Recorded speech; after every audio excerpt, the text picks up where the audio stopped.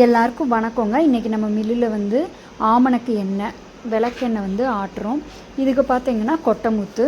இந்த கொட்டைமுத்து வந்து ஓடு ரஃப்பாக இருக்கிறதுனால முதல்ல சுடுதண்ணி ஊற்றிட்டு கழுவிட்டு செக்கில் நம்ம போட்டு ஆட்டி எடுத்துக்கிறோம்.